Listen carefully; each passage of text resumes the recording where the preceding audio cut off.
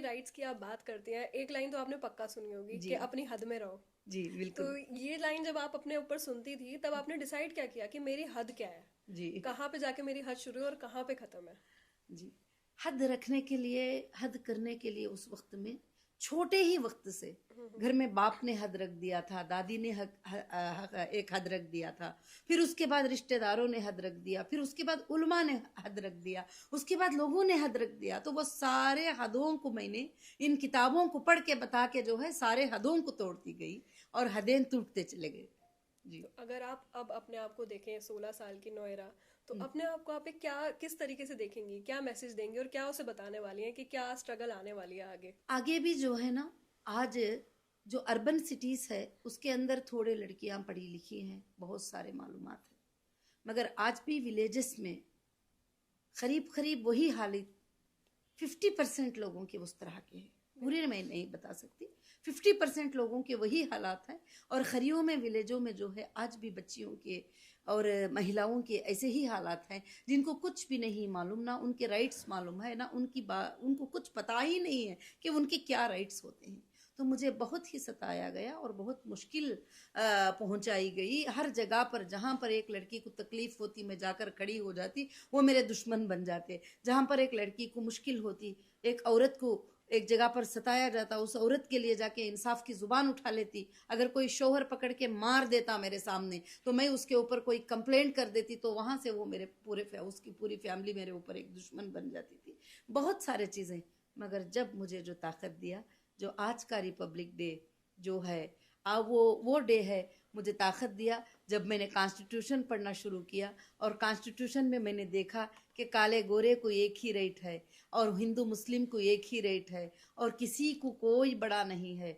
जब जाते कंप्लेंट पकड़कर, हमें पता नहीं चलता था कि देखो ये लड़की को कोई मारा है, सताया है, तकलीफ है। जब पुलिस के पास जाते तो पुलिस क्या करती थी, उसको अवॉइड कर देती थी। हमें पता नहीं उतनी छोटी उम्र में कि क्या है, किसको बात करना है, क्या बात है। मगर उसको कहीं से फोन आता था एक पॉलिटिशियन का, और वो एक वहां का एमएलए लोकल का फोन कर देता तो वो बिल्कुल बेचारा खामोश हो जाता था। तो फिर जब कॉन्स्टिट्यूशन पढ़े तो फिर मुझे ये बात मालूम हो गया कि हिंदुस्तान की सबसे बड़ी सुप्रीमो जो है ये कॉन्स्टिट्यूशन, कॉन्स्टिट्यूशन। तो कॉन्स्टिट्यूशन। सबसे बड़ी सुप्रीमो जो है ये कॉन्स्टिट्यूशन है।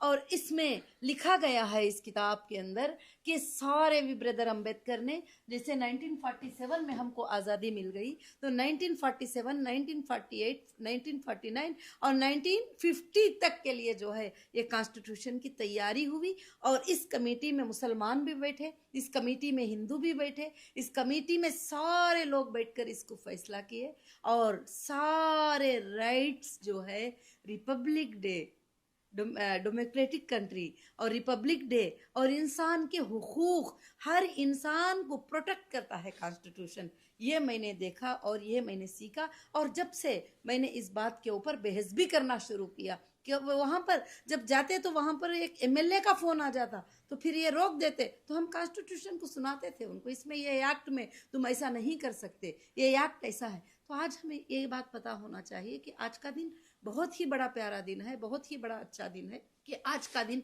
हिंदुस्तान की आज़ादी बनी गई ये दिन है।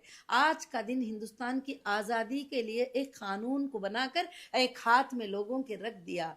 अब यहाँ पर ना कोई सीबीआई बड़े ही, ना कोई इंटरपोल बड़ी है, ना कोई एजेंसी बड़ी है।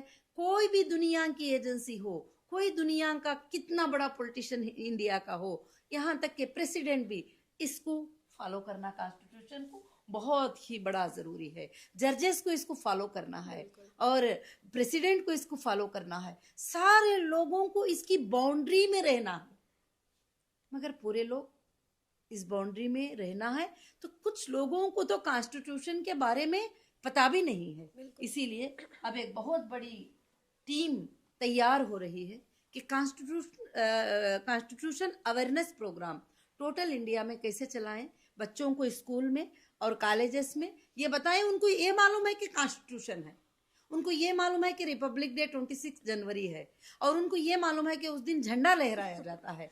और मगर तुम किसी भी नेता को जाकर पूछ लो कि कॉन्स्टिट्यूशन में क्या लिखा हुआ है, वो उनको नहीं पता। बिल्कुल।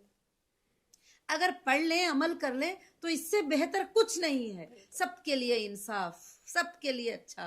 और कोर्ट को भी इसमें क्या लिखा है कि दोनों तरफ से भी सुनना जरूरी है, बिल्कुल दोनों तरफ से भी सुनना जरूरी है। और दुनिया तुम्हारे ऊपर लाख इल्जाम लगा ले, कॉन्स्टिट्यूशन एक ही कहता है कि एविडेंस लाना है, प्रूफ करना है। इल्जाम लगाने से कुछ नहीं होता किसी के ऊपर भी, और एविडेंस लाना है, उसको प्रूफ करना है, बिल्कुल जिसको ट्रायल कोर्ट कहा जाता है। और ट्रायल कोर्ट क्या है? कॉन्स्टिट्यूशन में लिखा है। हाई कोर्ट क्या है? कॉन्स्टिट्यूशन में लिखा है। सुप्रीम कोर्ट को क्या करना है? कॉन्स्टिट्यूशन में लिखा है। किसके क्या राइट्स हैं, किसके क्या हुदूद है, सबको लिखा है। मगर कॉमन मैन को सबसे ज्यादा पावर दिया कि कॉमन मैन सबसे फाइट कर सकता है। किसको लेकर कर सकता है? कॉन्स्टिट्यूशन जी, सबको लेकर, सब पे फाइट कर सकता है। कॉन्स्टिट्यूशन को लेकर फाइट कर सकता है कि कॉन्स्टिट्यूशन में ऐसे लिखा है, तो सबके सर झुक जाते हैं वहां पे। फिर उसके बाद कोई बात आगे नहीं आती। अगर कॉन्स्टिट्यूशन नहीं तो कुछ भी नहीं। कुछ भी नहीं। हाँ, काफी बिल पास हुए, मगर लोगों के अच्छाई के लिए पास हुए। अब जैसे महिलाओं की बिल पास हुई, 33% रिजर्वेशन बिल पास हुई। अब इसको इम्प्लीमेंट कौन करना है? महिलाएं करना है। महिलाएं आगे आना है, हिस्सा लेना है। अभी आपको भी पता होगा कि अब काफी लड़कियां, यंग लड़कियां भी जो है पॉलिटिक्स में आ रहे हैं, बिल्कुल और हर उस लोकसभा जगह में जा आ रहे हैं, राज्यसभा में आ रहे हैं, और हर जगह पर जो है लड़कियों को जो है काफी एक ये हो जाती है। तो इस तरह से इसमें मर्द औरत को एक हुकूक बराबरी है, दी काले जाती गोरे को बराबरी का हुकूक है। किसी को ना ज्यादती है, किसी को ना कमी है। मियाँ बीवी के हुकूक भी, दोनों के भी कोई जो भी है, नहीं, कोई भी ये नहीं है, सब एक है कॉन्स्टिट्यूशन में। तो कॉन्स्टिट्यूशन सबसे ज्यादा बेहतर है।